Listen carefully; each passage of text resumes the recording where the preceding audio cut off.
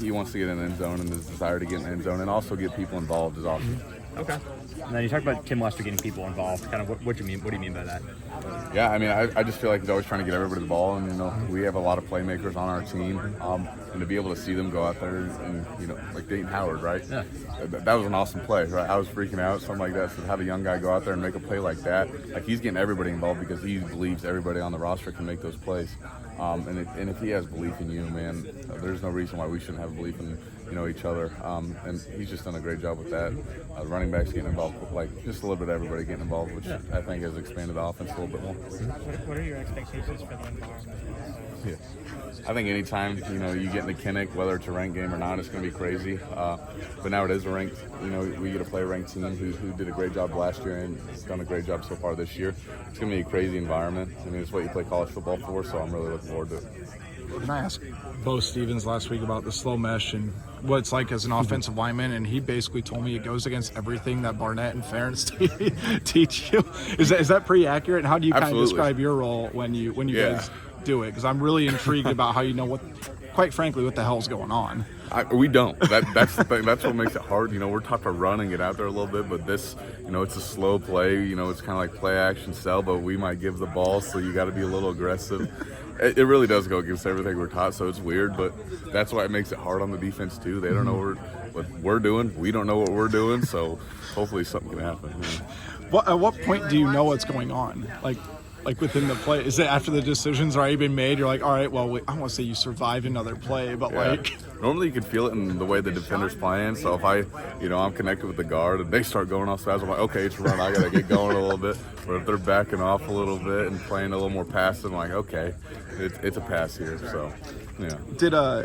Did you ever see much film on the slow mesh before Coach Warren got here, or right when you kind of saw it and you were just like, okay, what is this? I think I've seen like a clip of it somewhere, but I didn't know he created that play. So to have him here is pretty cool, and to be able to install that here is awesome, and to see him work on it, it's been a lot of fun.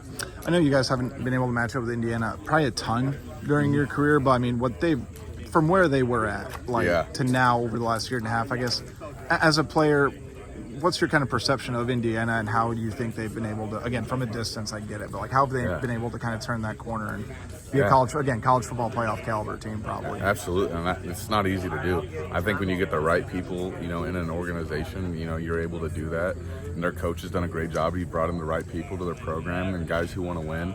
And I think that's the biggest thing. And the way your guys operate is huge, and then the leadership you have on your team. And obviously they have great leadership because they wouldn't be where they are without it, right? So just bringing in the right people, I think, is the biggest thing, and that's exactly what he did, and that's why they're winning. I know you guys treat every game the same, but there's no doubt that you're getting a ranked team in Kinnick again. I mean, I think it's the first one since 2022, I guess. Oh, really? How happy are you that you get to be a part of a bunch of big games at Kinnick this year, especially since it's your final go around too? It's awesome. I mean, I've said it before. This is what you play college football for.